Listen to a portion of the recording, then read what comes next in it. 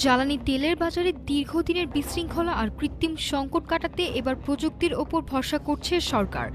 জ্বালানি ও খনিজ সম্পদ বিভাগের উদ্যোগে দেশে প্রথমবারের মতো যাত্রা শুরু করল মোবাইল অ্যাপ ভিত্তিক ডিজিটাল ব্যবস্থা ফুয়েল পাস। তেলের মজুতদারি রোধ আর বিতরণের স্বচ্ছতা আনাই এই নতুন উদ্যোগের প্রধান লক্ষ্য। রাজধানীর গুরুত্বপূর্ণ দুটি পয়েন্টে পরীক্ষামূলকভাবে শুরু হয়েছে এই ডিজিটাল কার্যক্রম। তেজগাঁওয়ের ট্রাস্ট ফিলিং স্টেশন এবং আসাদ গেটের সোনার বাংলা ফুয়েল স্টেশনে এখন থেকে মিলছে এই সুবিধা। আপাতত শুধু মোটরসাইকেল চালকদের জন্য কিউআর কোড ভিত্তিক এই সিস্টেমটি উন্মুক্ত করা হয়েছে। ম্যানুয়াল পদ্ধতিতে তেল বিতরণের কারণে পাম্পগুলোতে প্রায় দীর্ঘ যানজট এবং গণভোগান্তি তৈরি হতো।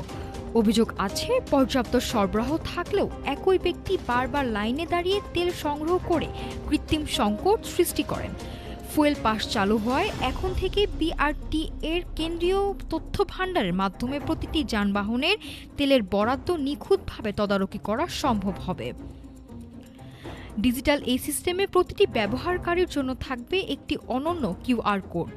চালক পাম্পে গিয়ে কোডটি দেখালেই তা স্ক্যান করে নির্ধারিত বরাদ্দ অনুযায়ী তেল সরবরাহ করবেন অপারেটররা। যাদের স্মার্টফোন নেই তারা ওয়েবসাইট থেকে কোডটি প্রিন্ট করে সাথে রাখতে পারবেন। ফলে সব স্তরের মানুষের জন্য এই সেবাটি হবে সহজলভ্য। নাফিসা সামিয়া, ঢাকা টুডে।